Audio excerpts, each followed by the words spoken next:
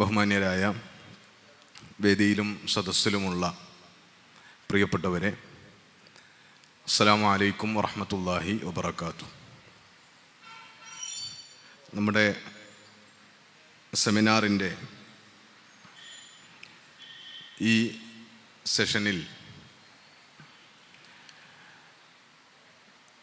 Ethical and faith based principles, നിക്ഷേപ തട്ടിപ്പുകളുമായി ബന്ധപ്പെട്ട് മുന്നോട്ട് വെക്കപ്പെട്ടിട്ടുള്ള, സ്വാഭാവികമായും ഫെയ്ത്ത് ബേസ്ഡ് എന്നുള്ളതുകൊണ്ട് അല്ലെങ്കിൽ എത്തിക്കൽ എന്നുള്ളതുകൊണ്ട് ഇവിടെ ഉദ്ദേശിച്ചിട്ടുള്ളത് ഇസ്ലാമിക് പ്രിൻസിപ്പിൾസ് ആണ്. അപ്പോൾ വളരെ ചുരുങ്ങിയ സമയത്തിനുള്ളിൽ ഇവിടെ ഇത്രയും നേരം അവതരിപ്പിക്കപ്പെട്ട കാര്യങ്ങളുടെ ഒരു തുടർച്ചയാണ് എന്നതുകൊണ്ട് വളരെ വേഗത്തിൽ പ്രധാനപ്പെട്ട ചില കാര്യങ്ങൾ പറഞ്ഞ് അവസാനിപ്പിക്കണമെന്നാണ് ഉദ്ദേശിക്കുന്നത്.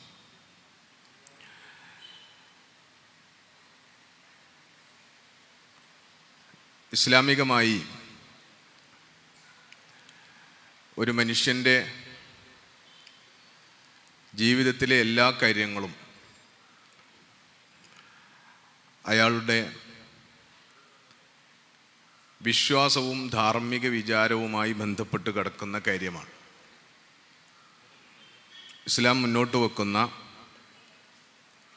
വിശ്വാസം, അതേപോലെ തന്നെ ധാർമ്മികത, ഇതിൽ നിന്ന് വേർപ്പെടുത്തി മനുഷ്യൻ്റെ വിജയകരമായൊരു ജീവിതം സാധ്യമല്ല. കാരണം മനുഷ്യൻ്റെ ജീവിതം ഒരു ഏകകമാണ് എന്നതിനെ അടിസ്ഥാനപ്പെടുത്തിയിട്ടുള്ള സമഗ്രമായൊരു ജീവിത കാഴ്ചപ്പാടാണ് പ്രധാനമായും ഇസ്ലാം മുന്നോട്ട് വെക്കുന്നത്. സാമ്പത്തിക മേഖല നമ്മുടെ ജീവിതത്തിൽ ഏറ്റവും പ്രധാനപ്പെട്ട ഒരു വശമാണ്. നമ്മളിവിടെ ഇന്ന് രാവിലെ നടന്ന സംസാരങ്ങളിലൊക്കെ ശ്രദ്ധിച്ചതുപോലെ മൊത്തത്തിൽ തന്നെ നമ്മുടെ സാമ്പത്തിക മേഖല അഭിമുഖീകരിക്കുന്ന പ്രശ്നങ്ങളുടെ ഒരു കാതൽ എന്ന് പറയുന്നത് സാമ്പത്തികമായ തട്ടിപ്പുകളാണ്. സാമ്പത്തിക തട്ടിപ്പുകൾ നടക്കുന്നുണ്ട് എന്നത് വിശദീകരണം ആവശ്യമില്ലാതെ എല്ലാവർക്കും അറിയുന്ന കാര്യമാണ്. സാമ്പത്തിക തട്ടിപ്പുകളെ നിയന്ത്രിക്കാനുള്ള നിയമങ്ങളും ഉണ്ട് എന്നത് നമുക്കറിയുന്ന കാര്യമാണ്. പക്ഷേ ആ നിയമങ്ങൾക്ക് എന്ത് ചെയ്യാൻ കഴിയും, ആ നിയമങ്ങളിലൂടെ എത്ര അളവിൽ സാമ്പത്തിക തട്ടിപ്പുകൾ നടത്തുന്നതിനെയും അതിന് ഇരയാകുന്നതിനെയും ഒക്കെ പ്രതിരോധിക്കാൻ കഴിയും എന്ന വശത്തേക്ക് വരുമ്പോൾ നമ്മുടെ നിലവിലുള്ള സംവിധാനങ്ങൾ, നിയമ സംവിധാനങ്ങൾ പോലും അതിനൊട്ടുമേ പര്യാപ്തമല്ല എന്ന ഒരു തിരിച്ചറിവിലേക്ക് നമ്മൾ എത്തിച്ചേരുന്നുണ്ട്. 50,000 കേസുകൾ എന്നാണ് രാവിലെ നമ്മുടെ മുമ്പിൽ വെക്കപ്പെട്ടത്. നമുക്ക് പൂജ്യങ്ങൾ എത്രയുണ്ട് എന്ന് പെട്ടെന്ന് മനസ്സിലാക്കാത്ത അത്രയും വലിയ സംഖ്യയിലുള്ള കോടിക്കണക്കിന് രൂപയുടെ നിക്ഷേപ തട്ടിപ്പുകളാണ്, രൂപയുടെയല്ല ഡോളറിൻ്റെ നിക്ഷേപ തട്ടിപ്പുകളാണ് ഒരു വർഷം തന്നെ ഇന്ത്യ രാജ്യത്ത് നടന്നുകൊണ്ടിരിക്കുന്നത്. അപ്പോൾ റെഗുലേഷൻസ് അവിടെ ഉണ്ട്, പക്ഷേ അത് എഫക്റ്റീവ് ആകുന്നില്ല, അത് പരാജയപ്പെട്ടു പോവുകയാണ്. അപ്പം അവിടെ നിന്നുകൊണ്ട് മറ്റൊരു പരിഹാരം എന്താണ് എന്ന് ആലോചിക്കുമ്പോൾ നമ്മുടെ മുമ്പിലേക്ക് വരുന്ന ഒരു കാര്യമാണ് വളരെ കോംപ്രിഹെൻസീവായ ഒരു ഫ്രെയിം വർക്ക്. ഇത്തരം കാര്യങ്ങളെ തടയാൻ ആവശ്യമാണ്. അതിൽ ഒരു മനുഷ്യൻ്റെ വിശ്വാസം, അയാളുടെ ധാർമ്മികത ഇതിന് വലിയ പങ്ക് വഹിക്കാനുണ്ട് എന്ന കാര്യം മനസ്സിലാക്കൽ, അല്ലെങ്കിൽ ആ ഒരു തിരിച്ചറിവ് മനുഷ്യർക്കുണ്ടാകൽ വളരെ ഇമ്പോർട്ടൻ്റാണ്.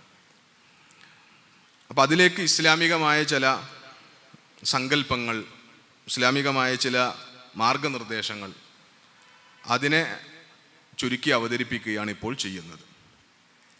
ഒരിക്കൽ റസൂലുള്ളാഹി സ്വല്ലല്ലാഹു അലൈഹി വസല്ലമയുടെ മുമ്പിൽ ഒരാൾ വന്നിട്ട് അയാൾ റസൂലിനോട്, യാ റസൂലല്ലാ അറഅയ്ത ഇൻ ജാഅ റജുലുൻ യുരീദു അഖ്ദ മാലി, അള്ളാഹുവിൻ്റെ റസൂലെ, ഒരാൾ എന്നിൽ നിന്ന് എൻ്റെ സമ്പത്ത് പിടിച്ചെടുക്കാൻ ഉദ്ദേശിച്ചു വന്നാൽ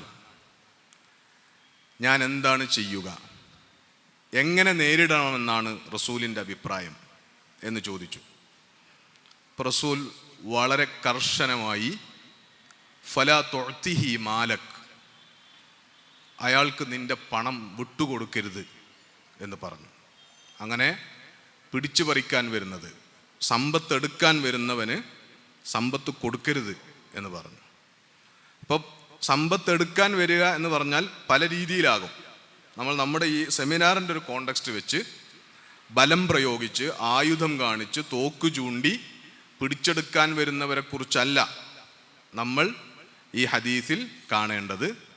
മറിച്ച് പലതരം തട്ടിപ്പിൻ്റെ വഴികളിലൂടെ പണം പിടിച്ചെടുക്കാൻ, നമ്മൾ അധ്വാനിച്ചുണ്ടാക്കിയ നമ്മുടെ കൈവശമുള്ള പണം തട്ടിയെടുക്കാൻ ആരെങ്കിലും വന്നാൽ അയാളെ എങ്ങനെ നേരിടണം. നമ്മുടെ ഒരു വിശ്വാസത്തിൻ്റെ തന്നെ അരികു പിടിച്ച് പറ്റിക്കണോ പറ്റിച്ചു പോയിക്കോട്ടെ, ഓനെ പരലോകത്ത് വെച്ച് കാണാം എന്ന് പറയാൻ പറ്റുമോ ഒരു വിശ്വാസിക്ക്? ഇവിടെ പറ്റിച്ചതൊക്കെ ഞാൻ പടച്ചോൻ്റെ മുമ്പിൽ ചോദിച്ചു വാങ്ങും എന്ന പ്രതികരണത്തിൽ ഒതുക്കാൻ പറ്റുമോ ഒരു വിശ്വാസിക്ക്? പറ്റില്ല എന്നാണ് റസൂൽ വളരെ കർശനമായിട്ടാണ്. ഒരാൾ അങ്ങനെ നിന്റെ പണം പിടിച്ചെടുക്കാൻ, നിന്നെ പറ്റിക്കാൻ വന്നാൽ, നിന്നെ ചതിക്കുഴിയിൽ വീഴ്ത്തി നിന്റെ പണം എടുക്കാൻ ഒരാൾ വന്നാൽ അയാൾക്കത് കൊടുക്കരുത്. അപ്പം അയാൾ ചോദിച്ചത് ഫൈൻ ഖാത്തലനി, ഇനി അയാൾ എന്നോട് ആയുധം പ്രയോഗിച്ചാലോ, യുദ്ധം ചെയ്താലോ എന്നാണ്. അപ്പോൾ കൊടുത്തിട്ടില്ലെങ്കിൽ അയാൾ എനിക്ക് നേരെ ആയുധം പ്രയോഗിച്ചാലോ? അപ്പം നമ്മൾ കരുതുക സാധാരണഗതിയിൽ എങ്കിൽ പിന്നെ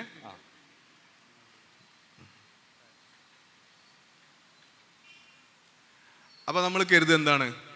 എങ്കിൽ പിന്നെ റസൂല് പറയും ജീവനാണ് പ്രധാനം, ആയുധം വെച്ചുള്ള കളിയാണെങ്കിൽ വെറുതെ അതിന് നിൽക്കണ്ട, പൈസ കൊടുത്തിട്ട് ജീവൻ രക്ഷിച്ചോ, അവൻ ആയുധം കൊണ്ടാണ് വരുന്നതെങ്കിൽ എന്നതാണ് നമ്മുടെ സങ്കല്പത്തിൽ വരിക. പക്ഷേ റസൂല് പറഞ്ഞത് ഫഖാത്തിൽഹു, നിന്റെ പണം പിടിച്ചെടുക്കാൻ വേണ്ടി ഇങ്ങോട്ട് യുദ്ധം ചെയ്യാൻ വന്നാൽ, ആയുധം പ്രയോഗിച്ച് ഒരാൾ വന്നാൽ നീ തിരിച്ചങ്ങോട്ടും ആയുധമെടുത്തോ, നീ അങ്ങോട്ടും യുദ്ധം ചെയ്തോ എന്നതാണ്.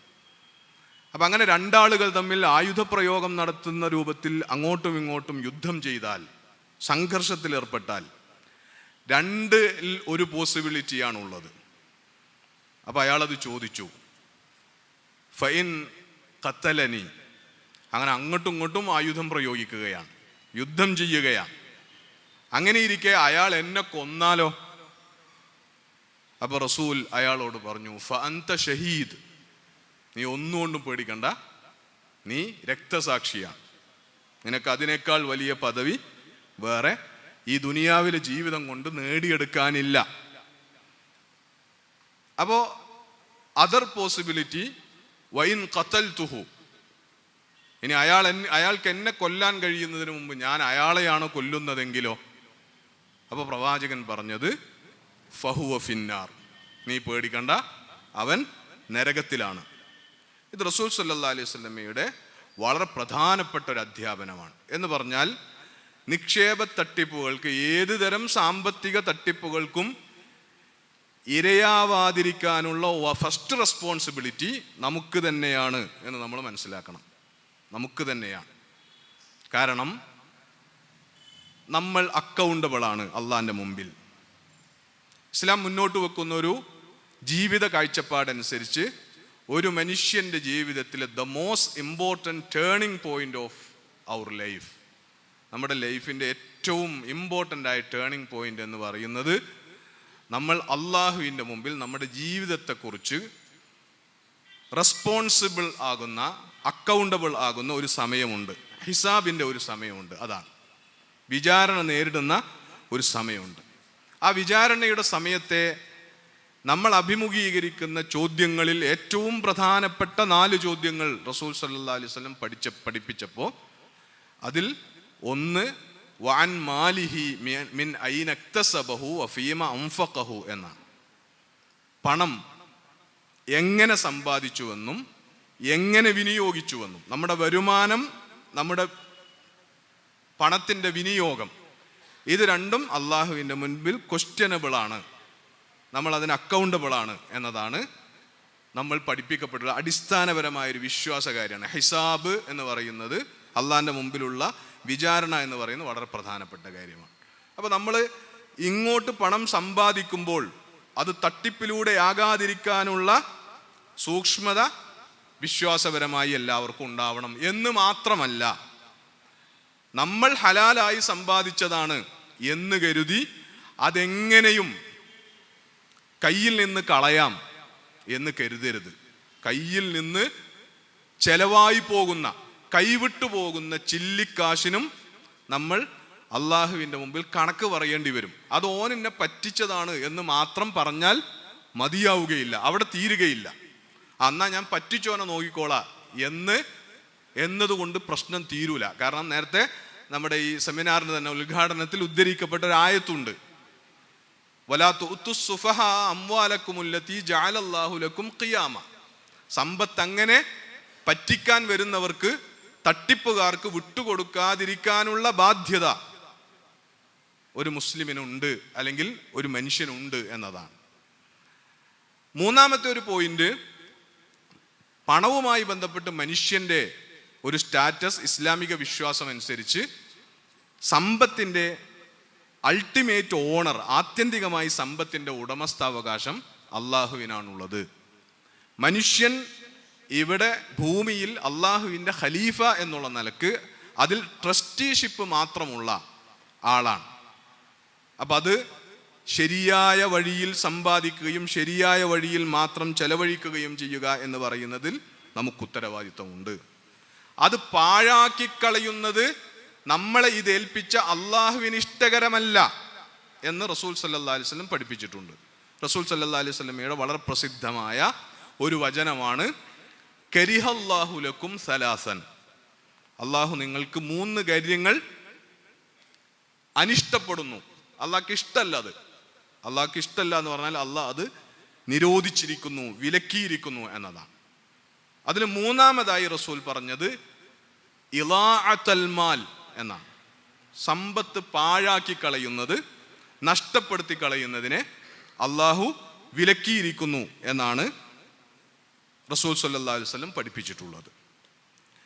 മറ്റൊരു പ്രധാനപ്പെട്ട കാര്യം, ഇസ്ലാമിക ശരീഅത്ത് നിയമങ്ങൾക്ക് അള്ളാഹു മനുഷ്യർക്കുള്ള ഗൈഡ് ലൈൻസ് ആയിട്ട്, അല്ലെങ്കിൽ A complete and comprehensive code of life എന്നുള്ള നിലയ്ക്ക് ഇസ്ലാമിനെ അള്ളാഹു സുബ്ഹാനഹു വ തആല സമർപ്പിച്ചപ്പോൾ അതുകൊണ്ട് നേടിയെടുക്കേണ്ടുന്ന, മനുഷ്യർക്ക് കിട്ടേണ്ടുന്ന ബെനഫിറ്റ്സ് എന്തൊക്കെയാണ്, അല്ലെങ്കിൽ ശരീഅത്തിൻ്റെ ഹയർ ഒബ്ജക്റ്റീവ്സ് എന്തൊക്കെയാണ്, മഖാസിദു ശരിയ എന്ന് സാങ്കേതികമായിട്ട് നമ്മളൊക്കെ കേട്ട് പരിചയിച്ചിട്ടുള്ള ഒരു ടേം ഉണ്ട്, higher objectives of Islamic law എന്ന് പറയുന്നത്. അതിൽ ഏറ്റവും പ്രധാനപ്പെട്ടത് എന്ന് പറയുന്നത് 5 നെസസിറ്റീസിൻ്റെ സംരക്ഷണമാണ്. വിശ്വാസം, ദീൻ എന്ന് പറയുന്ന കാര്യം, ജീവന്റെ സംരക്ഷണം, ബുദ്ധിയുടെ സംരക്ഷണം, വംശപരമ്പരയുടെ സംരക്ഷണം, അതിൽ 5ാമത്തത് സമ്പത്തിൻ്റെ സംരക്ഷണമാണ്. എന്ന് പറഞ്ഞാൽ മൊത്തം ഇസ്ലാമിക് ലോ അതിൻ്റെ ഹയർ ഒബ്ജക്റ്റീവ്സിൽ ഒന്ന് സമ്പത്തിൻ്റെ സംരക്ഷണം എന്ന കാര്യമാണ്. സമ്പത്തിൻ്റെ സംരക്ഷണം കൊണ്ട് ഉദ്ദേശിക്കുന്ന കാര്യം, ഒന്ന് സമ്പാദിക്കുക, സമ്പത്ത് കൈവശത്തേക്ക് വരിക എന്നതാണ്. ഇപ്പോൾ സമ്പത്തിനെ സംരക്ഷിക്കണം ആണെങ്കിൽ ആദ്യം എന്ത് വേണം? കയ്യിൽ പൈസ വേണം. അപ്പോൾ സമ്പാദിക്കാനുള്ള മാർഗങ്ങൾ ശരീഅത്ത് അനുവദിച്ചു തന്നു എന്നതാണ് അതിലൊന്നാമത്തെ കാര്യം. അപ്പോൾ സമ്പാദിക്കണം. സമ്പാദിച്ചത് ആവശ്യമുള്ള അളവിൽ വിനിയോഗിക്കണം, ആവശ്യമുള്ള അളവിൽ അത് ചെലവഴിക്കണം. അതും സമ്പത്തിൻ്റെ സംരക്ഷണത്തിൻ്റെ ഭാഗമായി വരുന്നതാണ്. മൂന്നാമത്തെ കാര്യം, ആ സമ്പത്തിനെ ഇസ്തിസ്മാർ ചെയ്യണം, അല്ലെങ്കിൽ തന്മീയത്ത് ചെയ്യണം, അതിനെ വളർത്തണം. കയ്യിലുള്ള ക്യാഷ് എന്ത് ചെയ്യണം? അതിനെ അങ്ങനെ ഡെഡാക്കി ഇടാതെ വളർത്തുക എന്ന് പറയുന്നതും സമ്പത്തിൻ്റെ സംരക്ഷണം എന്ന് പറയുന്ന ശരീഅത്തിൻ്റെ ഹയർ ഒബ്ജക്റ്റീവ്സിൻ്റെ താല്പര്യമാണ്. അവസാനമായി വരുന്ന കാര്യം, നാലാമത്തെ കാര്യമാണെന്ത്? ആ സമ്പത്ത് പാഴായി പോകാതെ സംരക്ഷിക്കുക എന്ന് പറയുന്നത്. അപ്പോൾ അത്രയും ഇമ്പോർട്ടൻ്റ് ആയൊരു കാര്യമാണ് സമ്പത്ത് പാഴാക്കി കളയാതിരിക്കുക എന്ന് പറയുന്നത്. നമ്മളിൽ നിന്ന് ഇപ്പോൾ സമ്പത്ത് പാഴായിക്കൊണ്ടിരിക്കുന്നത് പ്രധാനമായും നിക്ഷേപ തട്ടിപ്പുകളാണ്. ഇപ്പോൾ പഴയ രീതിയിലൊക്കെ ആലോചിച്ചാൽ കള്ളന്മാർ മോഷ്ടിച്ചു കൊണ്ടുപോകുന്ന പണം എത്രയാണ് എന്നിപ്പോൾ ആലോചിച്ചാൽ അത് താരതമ്യം ചെയ്താൽ നമ്മൾ നേരത്തെ കേട്ട ട്രില്യൺ കണക്കിനുള്ള കോടി, അത്രയും വലിയ എമൗണ്ടിനെ തട്ടിച്ചു നോക്കുമ്പോൾ വളരെ വളരെ ചെറുതായിരിക്കും. അപ്പോൾ നമുക്ക് നിലവിൽ ക്യാഷ് നഷ്ടപ്പെട്ടുകൊണ്ടിരിക്കുന്നത് പരമ്പരാഗത രീതികളിലൂടെയല്ല, മറിച്ച് ഇപ്പോഴുള്ള നിക്ഷേപ തട്ടിപ്പുകൾ എന്ന് പറഞ്ഞാൽ നേർക്ക് നേരെ നമ്മുടെ സാധാരണ നിക്ഷേപങ്ങളെക്കുറിച്ചല്ല ഈ പറയുന്നത്. പ്രത്യേകിച്ചും നമ്മുടെ ഓൺലൈൻ രംഗത്തൊക്കെ നടന്നുകൊണ്ടിരിക്കുന്ന നിക്ഷേപ തട്ടിപ്പുകളെക്കുറിച്ചാണ് പ്രധാനമായിട്ടും അത് പറഞ്ഞുകൊണ്ടിരിക്കുന്നത്. അപ്പോൾ ഈ കാര്യങ്ങളിൽ നമുക്കൊരു ഡിഫൻസ് തീർക്കാൻ, ഒരു പ്രതിരോധം തീർക്കാൻ ഇസ്ലാം മുന്നോട്ട് വെക്കുന്ന ഗൈഡ് ലൈൻസുകളിൽ പ്രധാനപ്പെട്ടത് എന്തൊക്കെയാണ് എന്ന് കുറഞ്ഞ സമയത്തിനുള്ളിൽ പറഞ്ഞ് അവസാനിപ്പിക്കാം. അതിൽ ഒന്നാമത്തെ കാര്യം, ഇസ്ലാമിൻ്റെ സാമ്പത്തിക ഇടപാടുകളുമായി ബന്ധപ്പെട്ട ഇസ്ലാമിൻ്റെ ഏറ്റവും പ്രധാനപ്പെട്ട ഒന്നാമത്തെ നിർദ്ദേശം എന്ന് പറയുന്നത് യാ അയ്യുഹല്ലദീന ആമനു ലാ തഅക്കുലു അംവാലക്കും ബൈനക്കും ബിൽ ബാത്തിൽ എന്ന കാര്യമാണ്. ബാത്തിലായി നിങ്ങൾ ഒരു ചില്ലിക്കാശും തിന്നുകളയരുത്, അനുഭവിക്കരുത് എന്ന നിർദ്ദേശം വിശ്വാസികളെ വിളിച്ച് അല്ലാഹു സുബ്ഹാനഹു വ തആല വിശുദ്ധ ഖുർആനിൽ ഒന്നിലധികം സ്ഥലങ്ങളിൽ ആവർത്തിച്ച് പറഞ്ഞിട്ടുള്ള കാര്യമാണ്. കച്ചവടത്തെ അനുവദിക്കുമ്പോൾ പോലും അല്ലാഹു പറഞ്ഞിട്ടുള്ളത് ലാ തഅക്കുലു അംവാലക്കും ബൈനക്കും ബിൽ ബാത്തിലി ഇല്ലാ അൻ തകൂന തിജാറതൻ അൻ തറാളിം മിൻകും. പരസ്പരമുള്ള സമ്മതത്തോടു കൂടിയുള്ള, തൃപ്തിയോടുകൂടിയുള്ള കച്ചവടം വഴി അല്ലാതെ അനർഹമായി നിങ്ങളുടെ സമ്പത്ത് പരസ്പരം തിന്നുന്നത് ഒഴിവാക്കണം എന്നതാണ്. ബിൽ ബാത്തിൽ എന്നതാണ് അപ്പോൾ ഒന്നാമത്തെ മാനദണ്ഡം. ബിൽ ബാത്തിൽ എന്ന് പറഞ്ഞാൽ ബിഗൈരി ഹക്കിൻ, ഹക്കിൻ്റെ ഓപ്പോസിറ്റാണ് ബാത്തിൽ എന്ന് പറയുന്നത്. ബിഗൈരി ഹക്കിൻ, അർഹതയില്ലാതെ ഒരു ചില്ലിക്കാശും ഇങ്ങോട്ടെടുക്കരുത്, അങ്ങോട്ട് കൊടുക്കുകയും ചെയ്യരുത്. അങ്ങോട്ട് കൊടുക്കുക എന്ന് പറഞ്ഞാൽ നമ്മൾ അള്ളാഹിൻ്റെ പ്രീതി ആഗ്രഹിച്ചുകൊണ്ട് നടത്തുന്ന കാര്യങ്ങൾക്ക് ഇത് ബാധകമല്ല. അതേ സമയത്ത് സാമ്പത്തികമായ ബെനിഫിറ്റ് പ്രതീക്ഷിച്ചുകൊണ്ട് നടത്തുന്ന എക്സ്ചേഞ്ച് ഇടപാടുകൾ, സമ്പത്തിൻ്റെ എക്സ്ചേഞ്ച് ഇടപാടുകൾ ഉണ്ട്. ഡൊണേഷൻ ഇടപാടുകൾ വേറെയാണ്. അത് നമ്മൾ അള്ളാഹിൻ്റെ പ്രീതി കാംക്ഷിച്ച് ഒരാൾക്ക് ഫ്രീ ആയിട്ട് നമ്മുടെ സമ്പത്ത് വിട്ടുകൊടുക്കുന്നതാണ്. അത് പരലോക പ്രതിഫലം ആഗ്രഹിച്ച് ചെയ്യുന്നതാണ്. അതേസമയത്ത് ഇവിടെ സാമ്പത്തികമായ നേട്ടം ആഗ്രഹിച്ച് നമ്മൾ ഇടപെടുന്ന സാമ്പത്തിക ഇടപാടുകളിൽ അനർഹമായി ഒരു ചില്ലിക്കാശും ഇങ്ങോട്ട് നേടാതിരിക്കാനും അങ്ങോട്ട് വിട്ടുകൊടുക്കാതിരിക്കാനും എന്ന് പറഞ്ഞാൽ പിന്നെ വഞ്ചനയിലൂടെ നമ്മളിൽ നിന്ന് തട്ടിയെടുക്കുന്നതും നമ്മൾ കരുതണം. അത് കരുതാനുള്ള ബാധ്യത നമുക്കുണ്ട് എന്നതാണ്. അപ്പോൾ ഇതിനെ നമുക്ക് ചൂഷണം എന്ന് പറയാം. ചൂഷണം മണക്കുന്നുണ്ടെങ്കിൽ അപ്പോൾ മിക്കവാറും ഇത്തരം പലരും പലതിനെക്കുറിച്ചും ഇത് ഹലാലാണോ ഹറാമാണോ, ഇസ്ലാമികമായി ഇത് ശരിയാണോ തെറ്റാണോ എന്നൊക്കെ ചോദിക്കും. അങ്ങനെ ഒരു മുഫ്തിയോട് അല്ലെങ്കിൽ ഒരു പണ്ഡിതനോട് ഫത്വ ചോദിക്കുന്നതിന് മുമ്പ് നമുക്ക് ചെയ്യാവുന്നൊരു കാര്യം, ഇസ്ലാമികമായൊരു ഫൗണ്ടേഷനിൽ നിന്നുകൊണ്ട് തന്നെ നമുക്ക് ചെയ്യാവുന്നൊരു കാര്യം, നമ്മുടെ ഒരു കോമൺ സെൻസ് വെച്ചിട്ട് ആലോചിക്കുക. ഈ പറയുന്ന കാര്യത്തിൽ കോമൺ സെൻസ് വെച്ചിട്ട് ഏതെങ്കിലും തരത്തിലുള്ള ചൂഷണമുണ്ടോ എന്ന് നമ്മളൊന്ന് ആലോചിച്ച് നോക്കുക. എന്നിട്ട് നമ്മുടെ ഒരു സാമാന്യ ബുദ്ധി വെച്ച് തന്നെ അതിൽ ചൂഷണത്തിൻ്റെ ഇന്ന പോയിന്റുകളുണ്ട്, ഇന്ന സ്വഭാവത്തിൽ അത് ഈ കക്ഷി മറ്റേ കക്ഷിയെ ചൂഷണത്തിന് ഇരയാക്കുന്നുണ്ട് എന്ന ഉത്തരം കിട്ടിയാൽ ഇസ്ലാമികമായി ആ ഇടപാടിൻ്റെ ഉത്തരമായി എന്നതാണ്. അത് ഹറാമായ കാര്യമാണ്. അത് അള്ളാഹു വിലക്കിയ ഗൈർ ഹക്കായി അനർഹമായി സമ്പത്ത് നേടാനുള്ള അല്ലെങ്കിൽ സമ്പാദിക്കാനുള്ള മാർഗമാണ് എന്ന് നമുക്ക് കാണാൻ പറ്റുന്നതാണ്.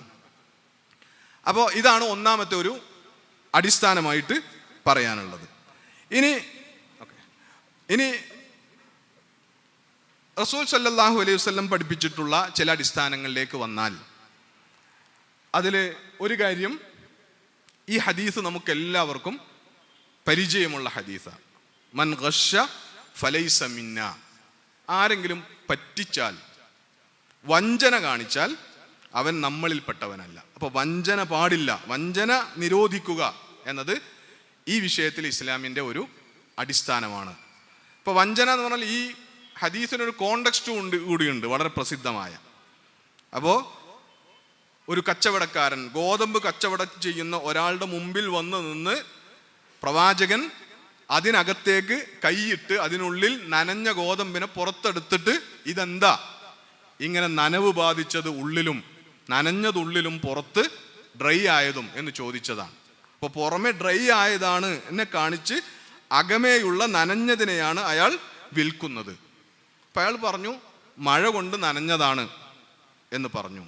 അപ്പോൾ റസൂല് പറഞ്ഞത് ഹല്ലാ ജഅൽതഹു ഫിൽ ഖാരിജ് എന്നാണ്. അങ്ങനെയാണെങ്കിൽ ആ നനഞ്ഞതിനെ നിനക്ക് പുറത്തെടുത്തു വെച്ചുകൂടെ എന്നതാണ്. ഇങ്ങനെ കാണിക്കാതെ ഉള്ളിൽ വെച്ചിരിക്കുന്നത് എന്തിനാ എന്ന് പറഞ്ഞിട്ടാണ് റസൂല് ഇങ്ങനെ പറ്റിക്കുന്നവൻ നമ്മളിൽപ്പെട്ടവനല്ല. അപ്പം അതിലൊരുപാട് കാര്യങ്ങളുണ്ട്. ഇങ്ങനെ ഒരു ഇടപാടിലേക്ക് പോകുന്നതിന് മുമ്പ് ഒന്നുള്ളിൽ കൈയിട്ട് നോക്കാനുള്ള ബാധ്യത നമുക്കുണ്ട് എന്ന് നമ്മൾ അറിയണം. നമ്മളിങ്ങനെ സാധുവായിട്ട് പണം മുടക്കുന്നവരായാൽ അതിൻ്റെ റെസ്പോൺസിബിലിറ്റി ഒന്നാമതായി നമുക്ക് തന്നെയാണ്. മറ്റവൻ മറച്ചു വെച്ചത്, നമ്മൾ അന്വേഷിച്ചിട്ടും മറച്ചു വെച്ചത് ഒരുപക്ഷെ നമ്മൾ രക്ഷപ്പെടും. പക്ഷേ ഒന്നും അന്വേഷിക്കാതെ മിക്കവാറും നിക്ഷേപ തട്ടിപ്പുകൾക്ക് ഇരയാകുന്ന ആളുകളൊക്കെ അതിന് ഇരയാവുന്നത് യഥാർത്ഥത്തിൽ അവർ ഒന്നും അന്വേഷിക്കാതെ വെറും പണം മുടക്കികൾ മാത്രമാകുന്നത് കൊണ്ടാണ്, ഒരു ഡീറ്റെയിൽസും അറിയാതെ. അതിൻ്റെയൊക്കെ കുറേ പ്രശ്നങ്ങൾ നേരത്തെ ഇവിടെ വന്നിട്ടുണ്ട്. ഈ കാര്യങ്ങൾ പരസ്പരം അങ്ങോട്ടും ഇങ്ങോട്ടും സാമ്പത്തിക ഇടപാടുകൾ നടക്കുമ്പോൾ കാര്യങ്ങൾ വ്യക്തമാക്കുക എന്ന് പറയുന്നത് വളരെ പ്രധാനപ്പെട്ട കാര്യമാണ്. അതാണ് രണ്ടാമത്തെ ഒരു ഹദീസിൽ റസൂൽ സല്ലല്ലാഹു അലൈഹി വസല്ലം പഠിപ്പിച്ചിട്ടുള്ള കാര്യം. രണ്ടാളുകൾ ഒരിടപാടിൽ, സാമ്പത്തികമായ ഇടപാടിൽ ഏർപ്പെട്ടാൽ അൽ ബയ്യിആനി ബിൽ ഖിയാരി മാലം യതഫറഖ. ഇടപാട് നടക്കുന്ന ഒരു കോൺട്രാക്റ്റ് സൈൻ ചെയ്യുന്ന സ്ഥലത്ത് നിന്ന് പിരിഞ്ഞു പോകുന്നത് വരെ രണ്ടാൾക്കും ആ ഇടപാട് കണ്ടിന്യൂ ചെയ്യണമോ അതല്ല ക്യാൻസൽ ചെയ്യണമോ എന്ന കാര്യത്തിൽ ചോയ്സ് ഉണ്ട്. അത് ഇസ്ലാമിക ഫിഖ്ഹിൽ ഉള്ള ഇടപാടുകളുമായി ബന്ധപ്പെട്ട പ്രധാനപ്പെട്ട ഒരു കാര്യമാണ്. എന്നിട്ട് റസൂൽ പറഞ്ഞു ഫഇൻ സ്വദഖ വബയ്യന ബൂരിക ലഹുമ. അങ്ങനെ വേർപിരിയുന്നതിന് മുമ്പ് അവർ ഈ ഇടപാടിൽ നിന്ന് പിന്മാറിയില്ല, ഇടപാടുമായിട്ട് മുന്നോട്ട് പോകാൻ തീരുമാനിച്ചു. അങ്ങനെ അവർ പിരിയുന്നത് വരെ ആ കൂടിയിരിക്കുന്ന ചർച്ചകളിൽ, ആ ഇടപാടുമായി ബന്ധപ്പെട്ടുള്ള ചർച്ചകളിൽ രണ്ടുപേരും സത്യസന്ധത പുലർത്തുകയും സത്യം പറയുകയും അതേപോലെ തന്നെ വബയ്യന കാര്യങ്ങൾ അങ്ങോട്ടും ഇങ്ങോട്ടും വ്യക്തമാക്കുകയും ചെയ്താൽ, ഒന്നും മറച്ചു വെക്കാതെ പറ്റിക്കാതെ ഉള്ള കാര്യങ്ങൾ ഉള്ളതുപോലെ അങ്ങോട്ടും ഇങ്ങോട്ടും വ്യക്തമായി സംസാരിക്കുകയും ചെയ്താൽ ബൂരിക ലഹുമ, അവരിടപെടുന്ന ആ സാമ്പത്തിക ഇടപാടിൽ അവർക്ക് ദൈവാനുഗ്രഹം ഉണ്ടാകും, അവർക്ക് ബർക്കത്തുണ്ടാകും, അവർക്ക് അള്ളാഹുവിൻ്റെ ഭാഗത്ത് നിന്ന് തന്നെ വളർച്ചയ്ക്ക് ഉള്ള സൗഭാഗ്യമുണ്ടാകും എന്നാണ് റസൂൽ സല്ലല്ലാഹു അലൈഹി വസല്ലം പഠിപ്പിക്കുന്നത്. അതിൻ്റെ നേരെ വിപരീതം എന്ന് പറയുന്നത് അതേ സമയത്ത് കള്ളം പറഞ്ഞും അതേപോലെ തന്നെ പറ്റിച്ചും പലതും മറച്ചു വെച്ചുമാണ് രണ്ടിൽ ഒരു കക്ഷി അല്ലെങ്കിൽ രണ്ട് കക്ഷിയും അതിലിടപെടുന്നത് എങ്കിൽ അതുവഴി അതിലുണ്ടാകേണ്ടെന്നാണ്. നമുക്കറിയാം സാമ്പത്തിക ഇടപാടുകൾ ഏതായാലും നമ്മുടെ ഒരു ജീവിതാനുഭവം വെച്ചിട്ട് അതിൽ നമ്മൾ വിജയിക്കുകയും പരാജയപ്പെടുകയും ചെയ്യുന്നതിൻ്റെ മാനദണ്ഡം എന്ന് പറയുന്നത് ഭൗതികമല്ല എന്ന് നമുക്കറിയാം. കാരണം ഒരു നിക്ഷേപ പ്രൊജക്റ്റ് അല്ലെങ്കിൽ ഒരു സാമ്പത്തിക പ്രൊജക്റ്റ് ഒരാൾ വിജയകരമായി ഒരു പ്രാവശ്യം നടത്തി, അതേ റിസോഴ്സുകൾ വെച്ചുകൊണ്ട് അയാൾ രണ്ടാമതും അത് നടത്തി. അപ്പോൾ അയാൾക്ക് ഒന്നിൻ്റെയും കുറവുണ്ടായിട്ടില്ല, കൂടുതലാണ് ഉണ്ടായത്. കാരണം കഴിഞ്ഞ തവണ ആ പ്രൊജക്റ്റ് നടത്തി വിജയിച്ചതിൻ്റെ എക്സ്പീരിയൻസ് അധികം ഉണ്ടായിട്ടും രണ്ടാം തവണ അയാൾ ചിലപ്പോൾ പരാജയപ്പെട്ടു പോകും. ഇതെന്തുകൊണ്ട് സംഭവിക്കുന്നു എന്ന് വെച്ചാൽ ഭൗതികമായി ആലോചിച്ചാൽ ഒരു കാരണവും ചിലപ്പോൾ അതിന് കണ്ടെത്താൻ പറ്റുകയില്ല. അത് ചില സമയങ്ങളിൽ അങ്ങനെയാണ് എന്ന് പറയാനേ കഴിയുകയുള്ളൂ. അപ്പോൾ ഇതിൻ്റെ ഒരു നിയന്ത്രണം എന്ന് പറയുന്നത് വിശ്വാസപരമായി അള്ളാഹുവിൻ്റെ കയ്യിലാണ്. നമ്മൾ ഒരു സാമ്പത്തികമായ ഒരു കാര്യത്തിൽ ഏർപ്പെട്ടാൽ വിജയിക്കുന്നതും പരാജയപ്പെടുന്നതും യഥാർത്ഥത്തിൽ അള്ളാഹുവിൻ്റെ ഒരനുഗ്രഹത്തിൻ്റെ പുറത്ത് മാത്രമാണ് എന്ന് നമുക്ക് കാണാൻ പറ്റും. അള്ളാഹിൻ്റെ അനുഗ്രഹം ലഭിക്കണമെങ്കിൽ ഉള്ള കാര്യമാണ് ഈ പറഞ്ഞ കാര്യങ്ങൾ വ്യക്തമായി കമ്മ്യൂണിക്കേറ്റ് ചെയ്യണം. സമയം അവസാനിച്ചിട്ടുണ്ട്, അതുകൊണ്ട് ഞാൻ അവസാനിപ്പിക്കുകയാണ്. ഇസ്ലാമിക ഫിഖ്ഹിലെ ഒരു ഖായിദ എന്നുള്ള നിലക്ക് ഉള്ള ഒരു കാര്യം കൂടി പറഞ്ഞിട്ട് അവസാനിപ്പിക്കാം. പിന്നെ ഒരുപാട് ഖായിദ എന്ന് പറഞ്ഞാൽ പിന്നെ ലീഗൽ മാക്സിം എന്ന് നമുക്ക് പറയാം. പൊതു നിയമം, എല്ലാ ഇടപാടുകളിലും പാലിക്കേണ്ടുന്ന പൊതുവായ നിയമത്തിനാണ് ഖായിദകൾ എന്ന് പറയുന്നത്. അതെല്ലാറ്റിലും പാലിക്കേണ്ടുന്ന കാര്യമാണ്. അപ്പം അതിലെ സാമ്പത്തിക ഇടപാടുമായി ബന്ധപ്പെട്ട പ്രധാനപ്പെട്ട ഒരു കാര്യമാണ്. നേരത്തെ ഇവിടെ അത് വന്നിട്ടുണ്ട്. അതിൻ്റെ ഒരു ഇസ്ലാമിക് ബേസ് പറയുക മാത്രമാണ് ചെയ്യുന്നത്. അൽ ഗുൻമു ബിൽ ഗുർം എന്ന് പറഞ്ഞാൽ റിസ്കിനൊത്താണ് റിട്ടേൺ ഉണ്ടാവുക, അല്ലെങ്കിൽ റിസ്ക് വഹിക്കാൻ ഒരാൾ കാണിക്കുന്ന സന്നദ്ധതയാണ് ലാഭം കൈപ്പറ്റാനുള്ള അയാളുടെ അർഹതയെ നിർണ്ണയിക്കുന്നത്. റിസ്ക് എടുക്കാൻ സന്നദ്ധമല്ലെങ്കിൽ, നഷ്ടം സഹിക്കാൻ സന്നദ്ധമല്ലെങ്കിൽ, പ്രോഫിറ്റ് അല്ലെങ്കിൽ റിട്ടേൺ ഗ്യാരണ്ടീഡ് ആവണം എന്ന് നിർബന്ധമുള്ളവന് ഇസ്ലാമികമായി ധാർമ്മികമായി പ്രോഫിറ്റ് പറ്റാനുള്ള, റിട്ടേൺ പറ്റാനുള്ള അവകാശമില്ല, അർഹതയില്ല എന്നതുമാണ് അതിൽ പ്രധാനപ്പെട്ട കാര്യം. പിന്നെ പലിശ, അതുപോലെ തന്നെ ഗാംബ്ലിംഗ് എലമെൻ്റ് ഉള്ള കാര്യങ്ങൾ, ഇങ്ങനെയുള്ള കാര്യങ്ങളുടേതൊക്കെ നമുക്കറിയാം. മറ്റൊരു പ്രധാനപ്പെട്ട ഒരു കാര്യം എപ്പോഴും നമ്മുടെ ചർച്ചയിൽ വരുന്ന, ഇസ്ലാമിൽ ഏറ്റവും അധികം സാമ്പത്തിക ഇടപാടുകൾ വിലക്കപ്പെടാനുള്ള കാരണമായിട്ട് നിശ്ചയിക്കപ്പെട്ടുള്ള കാര്യം, ഇവിടെ പറഞ്ഞ ഏതാണ്ട് എല്ലാ പോഞ്ചി സ്കീമുകളുടെയും ഒരു അന്തർധാര എന്ന് പറയുന്നത് അക്കാര്യമാണ്. അൽ ഖറർ എന്നാണ് സാങ്കേതികമായി ഇസ്ലാമിക കർമ്മശാസ്ത്രത്തിൽ അതിന് പറയുക. അൺനെസസിറ്റി എന്നാണ്, അനിശ്ചിതത്വം എന്നാണ് അതിന് അർത്ഥം പറയാവുന്നത്. സാമ്പത്തിക ഇടപാടുകൾ, പ്രത്യേകിച്ചും അങ്ങോട്ടും ഇങ്ങോട്ടും ബെനിഫിറ്റ് പ്രതീക്ഷിക്കുന്ന സാമ്പത്തിക ഇടപാടുകളിൽ കാര്യങ്ങൾ കൃത്യമായിരിക്കണം. അതിൽ അജ്ഞത ഉണ്ടാകാൻ പാടില്ല, അതിൽ അനിശ്ചിതത്വങ്ങൾ ഉണ്ടാവാൻ പാടില്ല. അങ്ങോട്ട് ഇത്ര കൊടുത്താൽ ഇങ്ങോട്ട് എന്ത് കിട്ടും എന്നുള്ളത് കൃത്യമായിരിക്കണം. അതൊരിക്കലും എന്തായിരിക്കരുത്, അനിശ്ചിതമായത്, അത്ര കിട്ടാനും സാധ്യതയുണ്ട്, ഇത്ര കിട്ടാനും സാധ്യതയുണ്ട് എന്നുള്ള സ്വഭാവത്തിൽ ആയിരിക്കരുത്. അങ്ങനെ അൺനെസസിറ്റി ഉണ്ട് എന്നതുകൊണ്ട് പ്രാഥമികമായിട്ട് തന്നെ അത്തരം സാമ്പത്തിക കരാറുകൾ, ഇടപാടുകൾ ഇസ്ലാമികമായി ഹറാമാകും. അത് മുന്നോട്ട് പോയിട്ട് ലാഭം ഉണ്ടായോ നഷ്ടം ഉണ്ടായോ ഏതെങ്കിലും ഒരു കക്ഷിക്ക് അത് മുന്നോട്ട് പോയിട്ട് അയാൾക്കും നഷ്ടം ഉണ്ടായിട്ടില്ല, ഇയാൾക്കും നഷ്ടം ഉണ്ടായിട്ടില്ല എന്നൊന്നും പറഞ്ഞിട്ട് അതിനെ ഹലാലാക്കാൻ പറ്റൂല. അത് തുടങ്ങുമ്പോൾ തന്നെ, സ്റ്റാർട്ട് ചെയ്യുമ്പോൾ തന്നെ അതിൽ അൺനെസസിറ്റി ഉണ്ടെങ്കിൽ, MLMൻ്റെ പ്രശ്നം അതാണ്. ഇപ്പോൾ നമ്മുടെ മുമ്പിലേക്ക് വരുന്ന ഏറ്റവും പ്രധാനപ്പെട്ട സാമ്പത്തിക തട്ടിപ്പിൻ്റെ ഒരു ടൂൾ എന്ന് പറയുന്നത് ക്രിപ്റ്റോ കറൻസീസ് ആണ്. ഇതിൻ്റെയൊക്കെ പിന്നിലുള്ള, ഇത് ഇസ്ലാമികമായിട്ട് ആധുനിക പണ്ഡിതന്മാർ അതിനെ വിലക്കാനുള്ള പ്രധാനപ്പെട്ട കാരണം അതിനകത്തുള്ള ഖററാണ്, അനിശ്ചിതത്വമാണ്. ക്രിപ്റ്റോ കറൻസിയെ ഒന്നുകൂടി കൃത്യതയിൽ പറയാം. അതിൻ്റെ ഏറ്റവും ബേസിക്കായ പ്രശ്നം ആളുകൾക്ക് പിന്നെ അത് മനസ്സിലായിട്ടില്ല. ഷമീൽ സജ്ജാദ് സാഹിബിൻ്റെ ഒരു അവതരണത്തിൽ വന്നിരുന്നു, ഫ്രോഡിനെ കണ്ടുപിടിക്കാനുള്ള നമുക്കുള്ള മാനദണ്ഡങ്ങൾ എന്തൊക്കെയാണ് എന്നത്. അതിൽ ഈ അവരുടെ ചില യൂസേജുകൾ, ചില പ്രയോഗങ്ങൾ ഒക്കെയാണ്. അപ്പോൾ ഇപ്പോൾ ക്രിപ്റ്റോ കറൻസി തട്ടിപ്പിന് വേണ്ടി ശ്രമിക്കുന്ന നമുക്കിടയിൽ ധാരാളം ഏജൻസികൾ, ധാരാളം ആളുകൾ അങ്ങനെ ഉണ്ട്. അങ്ങനെ നാട് നിറഞ്ഞു നടക്കുകയാണ് അവർ. എല്ലാവരും അതിൻ്റെ ആളുകളാണ്. അതുവഴി വലിയ ലാഭങ്ങൾ ഉണ്ടാക്കാം എന്ന് കരുതുന്ന ആളുകളാണ്. അവരുടെ ഏറ്റവും പ്രധാനപ്പെട്ട അവർ ചെയ്യുന്നത് എന്താണെന്ന് ചോദിച്ചാൽ, പ്രധാനമായും ബ്ലോക്ക് ചെയിൻ ടെക്നോളജിയുടെ പോരിശ പ്രചരിപ്പിക്കുകയാണ് ചെയ്യുന്നത്. അപ്പോൾ ബ്ലോക്ക് ചെയിൻ ടെക്നോളജി എന്ന് പറയുന്ന IT മേഖലയിൽ ഒരു വലിയ സംഭവം തന്നെയാണ്. അപ്പോൾ അതിൻ്റെ അഡ്വാൻറ്റേജസ് പറയാൻ വിളിക്കുകയും അതിങ്ങനെ പെരുപ്പിച്ച് പറഞ്ഞിട്ട് അവസാനം തട്ടിപ്പിൻ്റെ ഒരു ടൂളായി ഒരു ക്രിപ്റ്റോ കറൻസിയെ നിലവിൽ ലോകത്ത് ഒരു സ്റ്റോക്ക് എക്സ്ചേഞ്ചിലും അല്ലെങ്കിൽ ഒരു സ്റ്റോക്ക് മാർക്കറ്റിലും രജിസ്റ്റർ ചെയ്യുക പോലും ചെയ്തിട്ടില്ലാത്ത സീറോ വാല്യൂ ഉള്ള ഒരു ക്രിപ്റ്റോ കറൻസി പരിചയപ്പെടുത്തുകയും, നിങ്ങൾ ഇപ്പോൾ ഇതിനെ വാങ്ങിയിട്ടാൽ ഇത് രജിസ്റ്റർ ചെയ്യപ്പെട്ടതിന് ശേഷം വാല്യൂ വർദ്ധിക്കും, അപ്പം നിങ്ങൾക്ക് വലിയ വിലക്ക് ഇതിനെ വിൽക്കാൻ പറ്റും എന്നൊക്കെ പറഞ്ഞുകൊണ്ടാണ് അത് നടക്കുന്നത്. അത്തരം കാര്യങ്ങൾ, അത്തരം അനിശ്ചിതത്വങ്ങൾ. അപ്പോൾ ഇത് രജിസ്റ്റർ ചെയ്യപ്പെടുമോ എന്ന് തന്നെ അറിയില്ല. രജിസ്റ്റർ ചെയ്താൽ തന്നെ ബിറ്റ്കോയിൻ പോലെയുള്ള ഇതിനൊരു ഹൈക്ക് ഉണ്ടാവുമോ എന്ന് നമുക്കറിയില്ല. അല്ല, ഇത് രജിസ്റ്റർ ചെയ്താലും തകർന്നു പോവുകയാണോ എന്നറിയില്ല. നമുക്ക് തിരിച്ചു കിട്ടുന്ന ഫിനാൻഷ്യൽ ബെനിഫിറ്റ് എന്താണ് എന്ന് കൃത്യമല്ലാത്തിടത്തോളം അങ്ങനെയുള്ള ഒരു കാര്യത്തിൻ്റെയും പർച്ചേസിങ്ങിലേക്കോ അത്തരം കാര്യങ്ങൾ ഇൻവെസ്റ്റ് ചെയ്യാൻ പോകുന്നതോ ഇസ്ലാമികമായിട്ട് ശരിയല്ല എന്ന് കൂടി പറഞ്ഞു വെച്ചുകൊണ്ട് അവസാനിപ്പിക്കുന്നു. വാഖിറു ദഅ്വാനാ അൽഹംദുലില്ലാഹി റബ്ബിൽ ആലമീൻ. വസ്സലാമു അലൈക്കും വറഹ്മത്തുള്ളാഹി വബറകാതുഹു.